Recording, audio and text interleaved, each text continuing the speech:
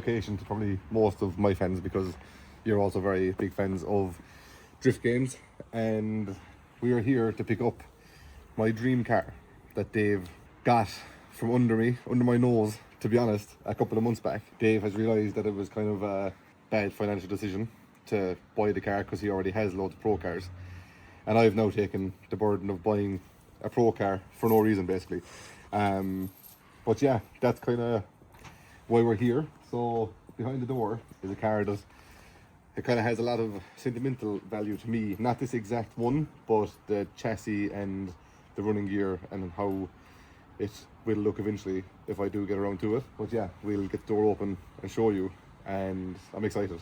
It's a lot of money. You don't like spending money. I hate spending money, but look, we're here anyway, so we better pay for it.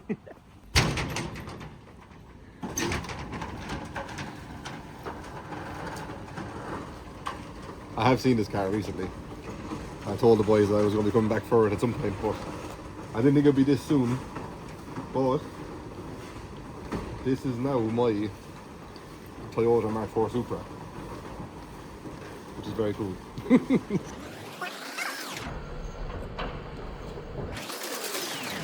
Very cool. I drove a Supra in Russia for the RDS season in 2021 and won the championship. And I've always said that I'd either buy that car back from Russia or else build or buy a Supra this side of the globe, just to say that I have what I've won a championship in, basically.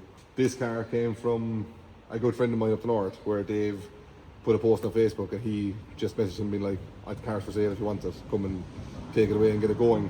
And I had said to Shay a couple of years back, being like, if you're ever selling this car, I want first refusal of it. And that went out the window, so I can't wait to send a picture of the trailer in a minute and be like, it's still coming to court. So it's very cool. This car is a fairly good spec pro car, to be honest. Like, it's, what did they make it today now? 700? Just under? Yeah, just about 700, Yeah, so like just under 700 horsepower, Samsona sequential, winters, quick change, voice fab.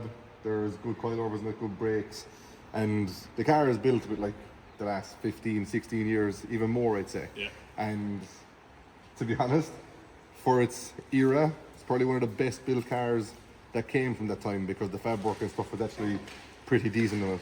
Oh yeah, this is the turbo that was on the car when Mark Looney would have drove the car in the British Drift Championship. So I actually would have competed against this car when I won my very first national championship even. So it's quite cool, and yeah, I'm looking forward to making it look how I want it to look, and setting up how I want to set it up, until I can't wait to just take it for a drive. I don't know how soon that will be. We're going to do some changes to it, because the wiring in the car is the only part of the car that's an absolute in-house of a thing, but we have a solution for that already. So Lloyd will be busy getting that good, because I wouldn't wire a fucking plug. Is this the first Lloyd is hearing this?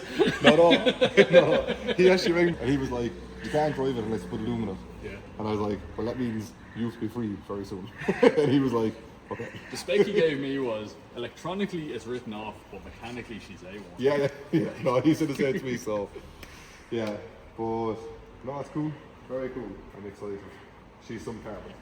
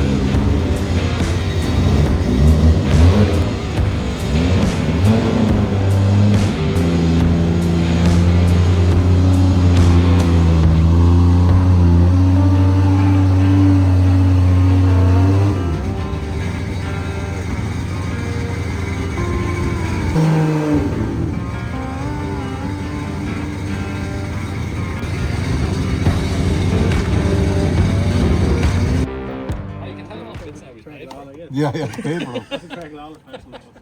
So, no. How long have you owned it? 30 seconds. Around. Oh, they actually took off the panels and everything to do it. Hey, we only do things right around here, Jack. Do you reckon?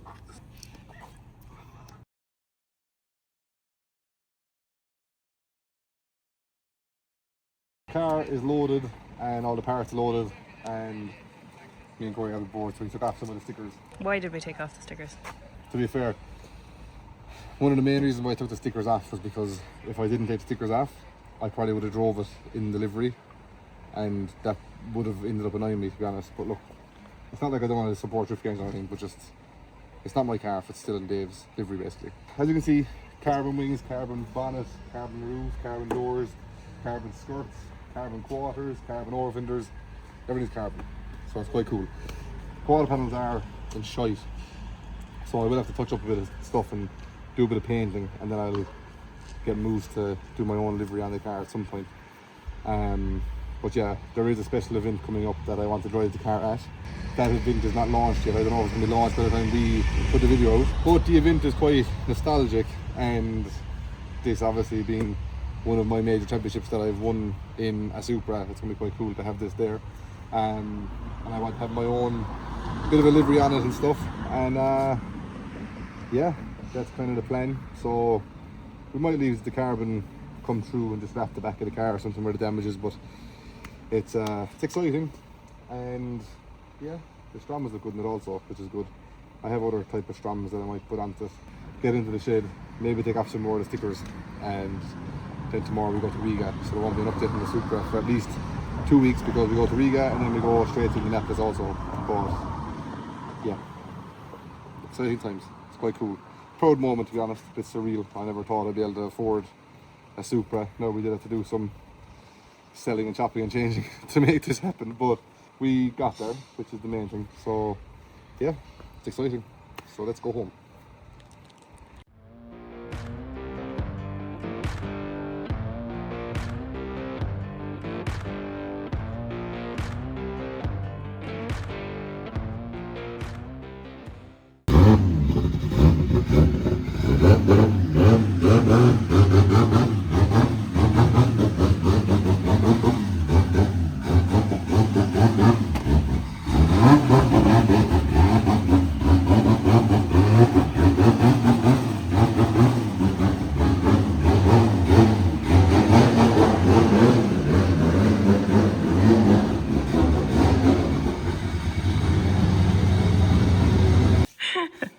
So yeah, we took the stickers off the And just put them on Jack.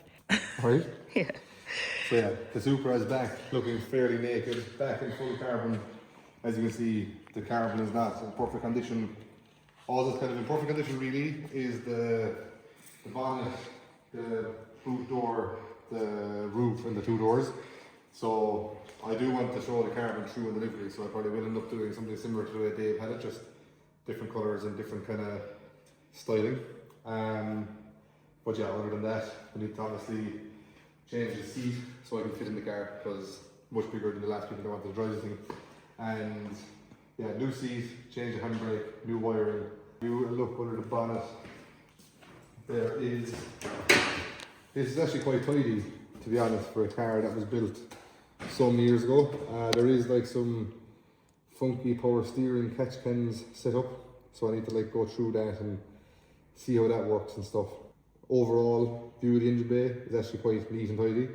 I don't know how easy it's going to be to work on it if I ever have to work on it, but with the new wiring alone, that's going to give me much more of a feel as to where everything is in the engine bay.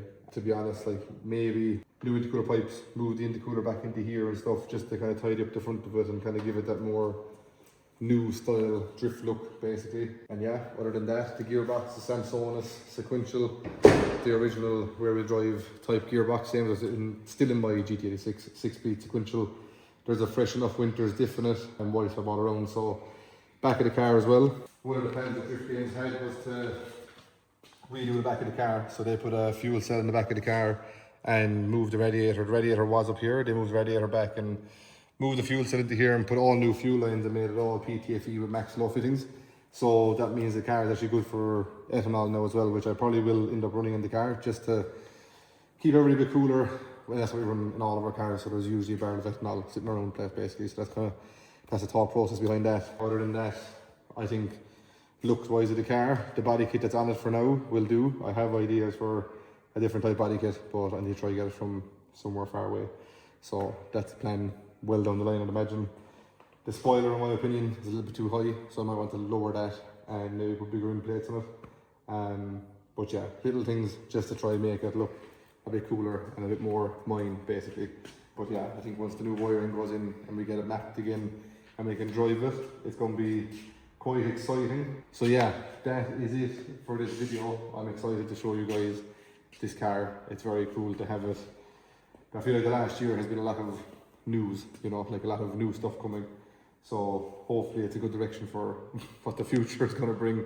But yeah, this took a bit of sacrifice to try have this car compared to having all of the cars I wanted. Sometimes you have to do that, and I'm quite happy with this one. I can't wait to take it on track and drive it. I don't know why these cars weren't more competitive drifting, because in my opinion one of the best drift cars that you've ever built. So thank you for supporting the dream, because this is the dream, and you guys supporting me lets me do this kind of stuff, which is very cool. So yeah, I'm looking forward to hopefully putting a passenger seat in it, and if we're ever at a drift day or whatever, we'll be able to take people out and actually kind of get them to experience the same joy I get behind the wheel drifting. Thank you very much for watching. We'll see you in the next one, and we'll probably see you after me, I guess.